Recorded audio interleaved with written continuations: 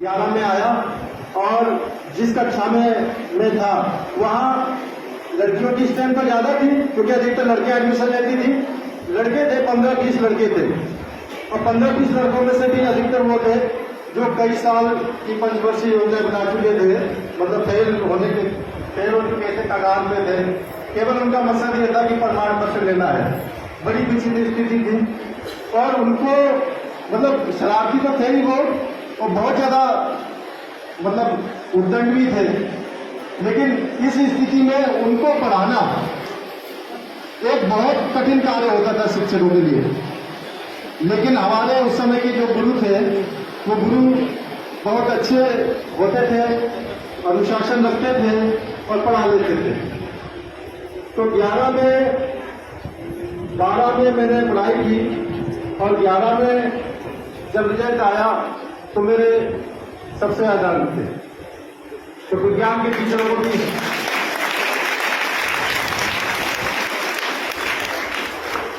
जो साइंस के टीचर थे उनको भी लगा कि भाई ये कैसा हो गया, क्या कमाल हो गया। तो उस समय मुझे 96 में जब रिजल्ट आया था तो उस समय तत्कालीन प्रिंसिपल मैडम थी, खंडूरी मैडम थे, उन्होंने सम्मानित किया था मुझे स्टेज पे बुला के और कहा था कि ये इस वर्ष के हीरो हैं, इस वर्ष के विशिष्ट छात्र हैं।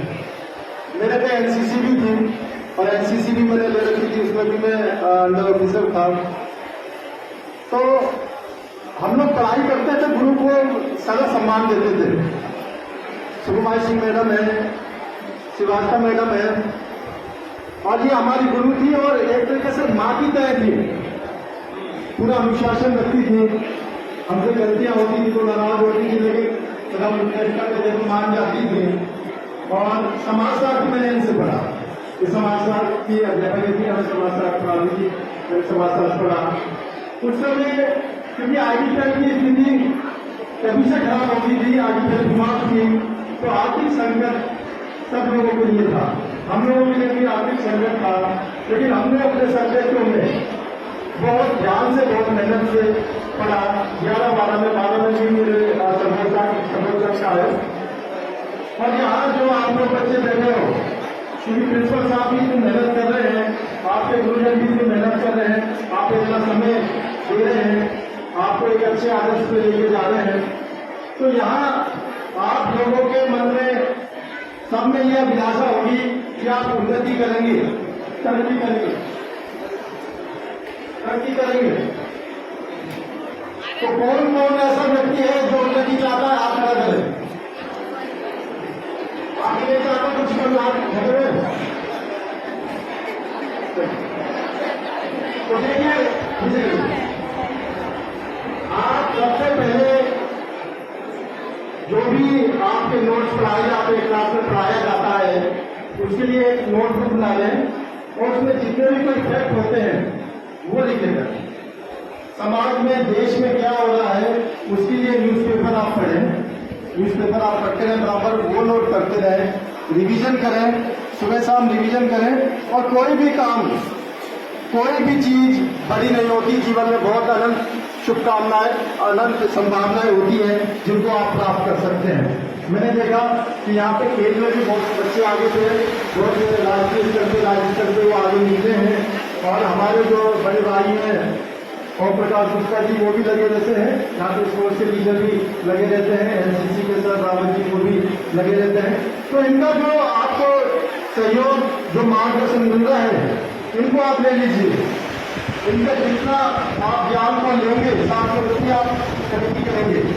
और जब आप एग्जाम की तैयारी करें, क्योंकि हमारे देश में सरकारी रोजगार कम हो रहे हैं, तो उसके लिए जो कंपटीशन है, कंपटीशन बहुत बड़ा हो रहा है।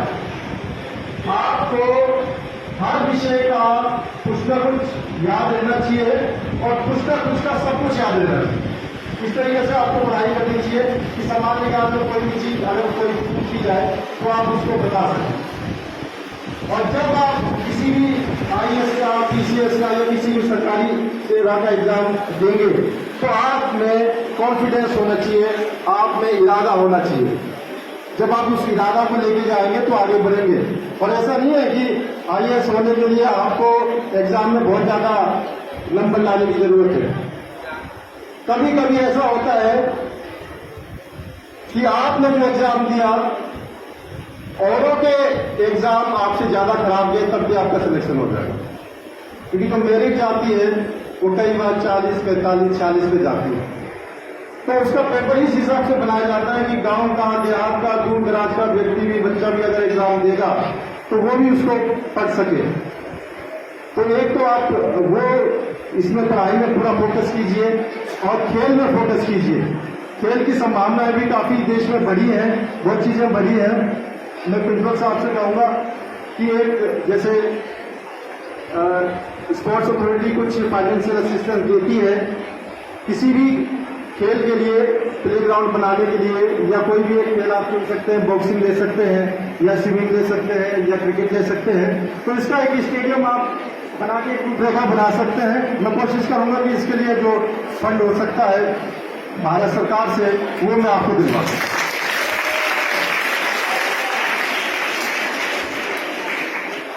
विद्यालय में कल्चरल क्लब बनाया जा सकता है। संस्कृति मंत्रालय की एक योजना है, इसका एक नोडल ऑफिसर आप बना के उसका फॉर्म भर सकते हैं।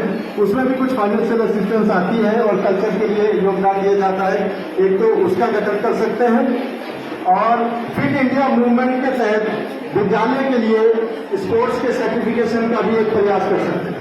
तो ये दो चीज भी आप लोग कर सकते हैं, क्योंकि इस विद्यालय का मैं छात्र रहा हूं तो कहने को बहुत कुछ है, बहुत अनुभव है, बहुत फीलिंग्स है। एक बहुत बड़ा पड़ाव है जिंदगी में कि जो मेरे गुरुदेव की पुस्तक का मैंने विमोचन किया, कि किसी किसी के जीवन में ये क्षण आता है। और बहुत समय से मेरा मन था कि मैं अपने विद्यालय में आऊं, आपसे बच्चों से मिलूं, अपने पुराने शिक्षकों से मिलूं, लेकिन ऐसा बिजी शेड्यूल रहता था भारत सरकार का कि कामकाज का, क्योंकि कब कौन सा क्या काम आ जाए। हमारे यहाँ इस तरह से होता है कि जैसे एक डॉक्टर होता है, हॉस्पिटल में है, जब मरीज आ रहे हैं अचानक से पता चला कि कोई ऐसा मरीज आ गया कि जो बिल्कुल वेंटिलेटर पे है, मतलब इस तरह के काम आ जाते हैं कभी कभी अचानक से, बहुत जरूरी होते हैं, तब हमको सारे प्रोग्राम कैंसिल करने पड़ते हैं, छोड़ने पड़ते हैं। कल शाम तक भी मैं 9 बजे तक अपने कार्यालय में था और जो राज्य सरकार के अधिकारी हैं उनके इंटरव्यू ले रहा था, क्योंकि हम लोग अभी ऐसी स्कीम चला रहे हैं कि राज्य सरकार के जितने भी राज्य सरकार हैं उनके अधिकारियों को एक प्रशिक्षण देने का प्रोग्राम बना रहे हैं IIM के तहत। तो मैं उसका वो देख रहा था। फिर इस समय पार्लियामेंट सेशन भी चल रहा है, तो उसमें भी समय बड़ी मुश्किल से निकल पाता है। आप देखते होंगे संसद में विपक्ष के नेता सवाल पूछते हैं माननीय मंत्री जियों से, जो अलग अलग मंत्री होता है, तो आपको मालूम है कि वो सवाल का जवाब कैसे होता है। वो जो सवाल आता है वो सचिवालय से, लोकसभा सचिवालय से, राज्यसभा सचिवालय से उस मंत्रालय में आ जाता है। वो जब सवाल आता है तो उसके लिए हम लोग उसके आंसर खोजते हैं, अलग अलग जगह से उसके आंसर मंगाते हैं, क्योंकि एक भी चीज गलत नहीं जा सकती, संसद में जानी होती है। पूरा मशीनरी रात के 10-12 बजे तक लगी रहती है कि सारी स्कीम आ जाए, क्योंकि विपक्ष के जो लोग हैं, विपक्ष के जो सांसद हैं, वो कोई मौका छोड़ना नहीं चाहते और विभागों को अपना पॉइंट मजबूत से रखना पड़ता है। तो मंत्री जी को आंसर बना के दिए हमने, जो स्टार क्वेश्चन होते हैं उनको वो बोल के देते हैं संसद में, हमने उसके आंसर दे दिए। उसके बाद एक हम नोट ऑफ पेज बनाते हैं जिसमें संभावित प्रश्न होते हैं। जैसे आप लोग वो लेके चलते हो ना गाइड कि एग्जाम में एक क्वेश्चन आ जाएंगे, तो ऐसे हम 15-20 क्वेश्चन बना के देते हैं कि अगर विपक्ष का सांसद कुछ पूछेगा तो मंत्री जी उसमें से बता सकते हैं, क्योंकि वो तो कुछ भी पूछ सकते हैं किसी भी सब्जेक्ट पे। तो मंत्री जी ने कहा आपने बना तो दिए 15-20 प्रश्न, हो सकता है इसमें से पूछ लें, लेकिन अगर इसमें से नहीं पूछा उसने प्रश्न, कोई और प्रश्न पूछ लिया तो क्या होगा।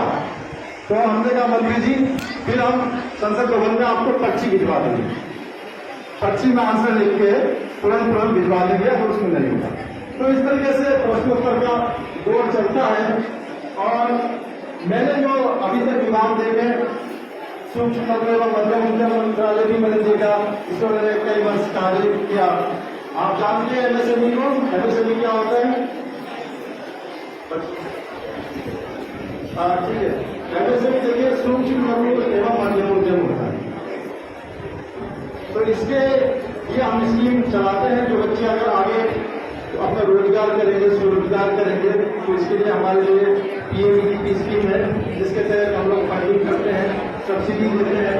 और इसमें भी बहुत सारी स्कीम्स हैं जिसका फायदा आप लोग ले सकते हैं आगे बढ़ने के लिए। तो मैं आप लोगों से यही संकल्प देता हूँ कि जो आपके गुरुजन हैं, जो आपकी मेहनत कर रहे हैं, आपके लिए दिन रात आपको ज्ञान दे रहे हैं, प्रेरणा दे रहे हैं, उनके साथ हैं, तो आपके लिए इतना मेहनत कर रहे हैं। तो ये जो हमारा विद्यालय है, इसकी जो महानता है, इसको बरकरार रखनी है। हो सकता है आप जैसे कल कोई बहुत अच्छे अधिकारी बने, बिजनेसमैन बने, कोई एक्टर बने, बहुत अच्छे प्लेयर बने, तो तभी अपने विद्यालय को आप याद रखेंगे। और विद्यालय का जो भी काम होता है छोटा बड़ा, उसमें ये मत देखो कि हम ये काम नहीं करेंगे। अगर जहाँ तक सफाई करना है आप सफाई कर दीजिए, जहाँ पे घास उखाड़ने घास उखाड़ दीजिए। तो इस प्रकार अपने विद्यालय को आप एक अच्छा नीट एंड क्लीन बना के रखेंगे, आगे बढ़ेंगे। और क्योंकि समय की भी एक सीमा है, समय कम है, तो मैं आप सभी को, सब लोगों को बहुत बहुत आभार देता हूँ, शुभकामनाएं देता हूँ कि आपने इतना अच्छा सम्मान का प्रोग्राम रखा और इतना सम्मान दिया हमें, इसके लिए मैं तहे दिल से शुक्रगुजार हूँ। और भविष्य में भी कोई अगर जरूरत पड़ेगी मेरे लिए, जहाँ पे आप लोग बताएंगे कि ये काम है, इस कार्य में कोई रुकावट आ रही है शासन या प्रशासन के स्तर से, तो आप मुझे बताएंगे तो मैं पूरी कोशिश करूँगा कि इस कार्य में मैं अपना योगदान दे सकूँ। और आगे बच्चों के लिए भी जो स्कीम्स होगी या क्या कर सकता हूँ अच्छा, वो मैं पूरा प्रयत्न करूँगा आगे आप लोगों को बढ़ाने के लिए। और बहुत मुझे अपने पुराने दिन याद आ गए। और एक बार एक सुकुमार सिंह मैडम है, इनको भी लिखने का शौक है मैडम। ये डायरी लिखती थी उस समय जब हम 12वीं में थे, तो हम एक बार इनके घर गए थे तो उनसे डायरी ले आए थे। उसमें कविताएं भी थी, शेर व शायरी भी थी, तो हमने पढ़ी। मैडम को वो डायरी से हमने वापिस कर दी, पढ़ के हमसे हिंदी में पढ़ लेते हुए जरा करा।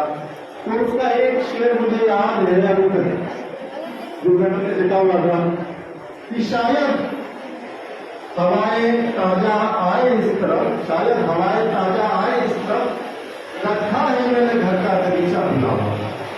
तो आप लोग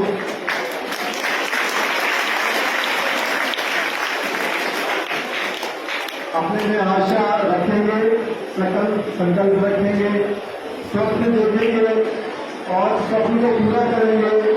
स्वप्न का टूट जाना बुरा नहीं होता, स्वप्न का मर जाना बुरा होता। तो एक दूसरा बनाइए, तीसरा बनाइए, लेकिन स्वप्न मरने नहीं चाहिए। अपनी एक एक डायरी में लिखेंगे कि हमें क्या बनना है, क्या करना है, उसको दिन रात लिखेंगे, सुबह शाम दोपहर उसको पढ़ेंगे कि हमें ये बनना है, हमें ये कामयाबी रखनी है, ये कामयाब होना है। और विद्यालय की बहुत सारी जानकारियाँ मेरे तक आती रहती हैं, मैं प्रश्न होता हूँ वो देख के। और इसके साथ एक यहाँ पे हेमचंद जी भी आए हुए हैं, हेमचंद जी, हाँ हेमचंद जी है, मतलब कॉलेज के समय के मेरे मित्र हैं, तो उन्होंने एक किताब भी लिखी थी मेरे को, वो किताब की प्रतिक्रिया है। तो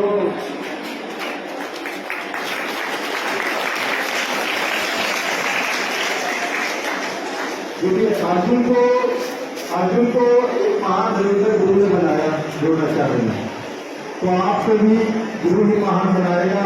बशर्ते आप गुरु का सम्मान और इज्जत रखिए। और बच्चे आप लोगों का फिर से एक बार आभार किया, आपने इतने अच्छे तरीके से हमें सुना, हम लोगों के विचारों को सुना। और मैं पुनः सभी लोगों का, मंचसिंह लोगों का, सभी गुरुजनों का, अभिभावकों का सबका धन्यवाद देता हूँ कि आप लोग सब स्वस्थ रहें, आगे बढ़ते रहें। बहुत बहुत धन्यवाद। जय हिंद।